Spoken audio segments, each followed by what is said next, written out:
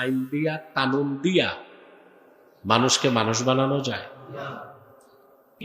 সমাজ ও রাষ্ট্রকে সন্ত্রাস মুক্ত, সহিংসতা মুক্ত, অভাব মুক্ত, দুর্নীতি মুক্ত করতে হলে তাকওয়া ভিত্তিক জীবন যাপনের কোনো বিকল্প নাই। তাকওয়া ভিত্তিক জীবন যাপন, তাকওয়ার চর্চা থাকতে হবে সমাজে, ব্যক্তিতে, পরিবারে, সমাজে, রাষ্ট্রে। ঠিক কিনা? তাকওয়ার মাধ্যমে মানুষ চরিত্রবান হয়। আদি ইবনে হাতেম, আদি ইবনু হাতেম, হাতেম তাইয়ের ছেলে, তিনি সাহাবী ছিলেন। হাতেম তাই ইসলাম পায় নাই, ইসলামের জমানার আগে হাতেম তাই মারা গেছে। রাসূলুল্লাহ সাল্লাল্লাহু আলাইহি সাল্লাম মক্কা বিজয়ের পর যখন তায়েফকে অবরোধ করলেন, তখন হাতেম তাইয়ের ছেলে আর মেয়ে দুজনই মুসলমান হয়ে গেছে। এই হাতেম তাইয়ের ছেলে আদি বর্ণনা করেন যে আমি একদিন রাসূলুল্লাহ সাল্লাল্লাহু আলাইহি ওয়াসাল্লামের সামনে বসে আছি, এক ব্যক্তি এসে আল্লাহর হাবিবের কাছে শিকায়ত করলেন তাদের এলাকায় প্রচন্ড অভাব, দুর্ভিক্ষ।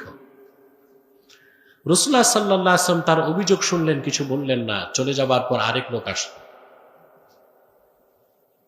এসে অভিযোগ করলো তার এলাকায় দস্যুতা, সহিংসতা খুব বেশি, নিরাপদে কেউ সহায় সম্পদ নিয়ে বের হতে পারে না। রাসূলুল্লাহ সাল্লাল্লাহু আলাইহি ওয়াসাল্লাম কিচ্ছু বললেন না, লোকটা চলে গেল। দুনজর চলে যাবার পর আদিকে আল্লাহর হাবিব বলেন, আদি, আমি দুনিয়ার থেকে বিদায় নেবার পরে তুমি যদি বেঁচে থাকো দেখতে পাবে বাইতুল মালের সম্পদ নিয়ে মদিনা মুনাওয়ারায় আমার সাহাবীরা ঘুরবে, এমন একজন ফকির মিসকিন অভাবী পাবে না যে সম্পদ নিতে হাত বাড়াবে।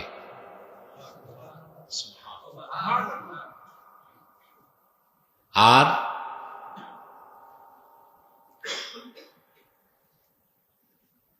আমি যে রাষ্ট্র, যে দুনিয়া রেখে যাচ্ছি, সেখানে কোনো সহিংসতা থাকবে না। একজন নারী তারতাহিলু মিনাল হেরা হাত্তা তাতুফাল কাবা লা তাখাফু ইল্লাল্লাহ। একজন নারী ইয়ামানের হেরাত থেকে 1000 মাইল পথ পাড়ি দিয়ে আল্লাহর ঘর কাবা তোয়াফ করবে, একাই কি, আল্লাহ ছাড়া কাউকে সে